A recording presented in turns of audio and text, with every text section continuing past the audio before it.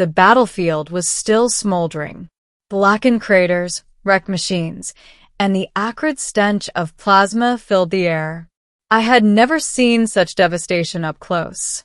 Our human detachment was sent for reconnaissance, but it quickly turned into a rescue mission when our ship was ambushed on Xaranth 9.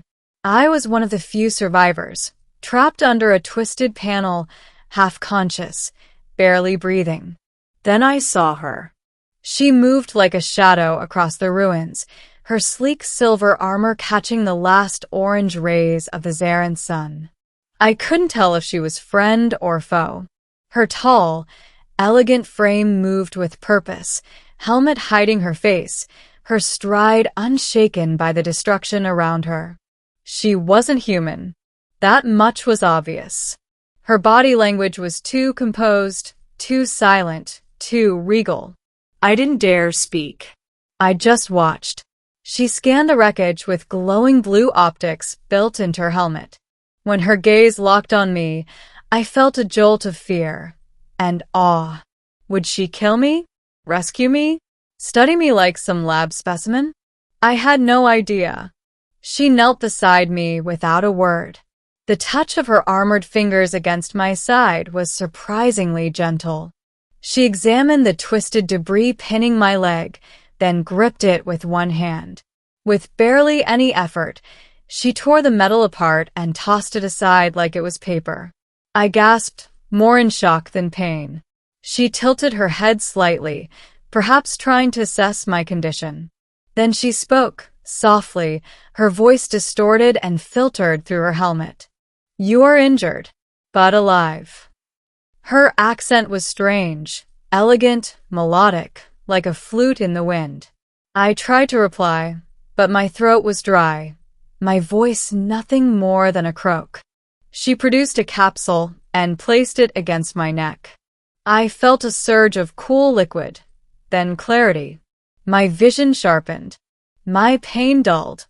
"Better?" she asked. I nodded, and then, without warning, she reached up to her helmet. With a click and hiss, the seal broke. She lifted it off slowly. What I saw left me breathless. Porcelain skin with a faint lavender hue, eyes like galaxies, violet, glowing, deep. Her hair, silver white, cascaded over her shoulders like a waterfall of stars. She blinked once, then smiled gently, and all I could whisper was, "Gorgeous." Her cheeks flushed slightly, a faint shimmer of pink spreading over her face. I realized too late that I had said it aloud. Embarrassed, I tried to sit up, but she placed a hand on my chest. "Do not move," she said. "Your leg is fractured. You require healing." But I wasn't listening to her words. I was lost in her face. There was something strangely human about her expression. Kindness, sadness, curiosity. Who are you?" I finally managed. She paused for a moment before replying. "Princess Aelira of House Neurith, heir to the Xarinthian high throne." A princess. Of course. Only royalty could carry such grace amidst war. "You saved me," I whispered, barely believing this wasn't a hallucination. "Yes," she said. "My people were monitoring the battle. We saw your signal. I volunteered to investigate. And I found you." "Why?" I asked. "Why help a human?" Her expression changed. Her eyes darkened slightly as she looked away. "Because once a human saved me." I didn't understand, but she offered no explanation. Instead, she gently lifted me into her arms. Her strength was immense, but her touch remained careful, protective. She activated her communicator, speaking in her native language. Moments later, a sleek Xarinthian skiff descended from the clouds, silent and swift. As we rose into the sky, I could feel her heartbeat through the armor. It was steady, calming. Inside the ship, I was taken to a healing chamber. The technology was beyond anything I'd ever seen. Alira stayed by my side, watching as the machines scanned and repaired my wounds. Time blurred. When I woke again, I was in a chamber with curved crystalline walls, glowing softly. Alira stood near the window, gazing out at the stars. She turned when she heard me stir.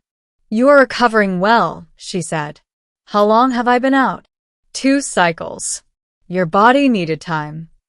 I sat up slowly, surprised at how strong I felt. "Where am I?"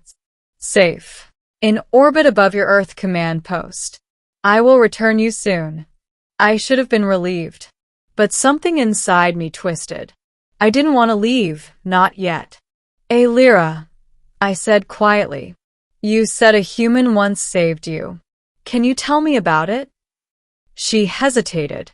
Her hands tightened around the edge of the console. "It was during the early days of the war," she said.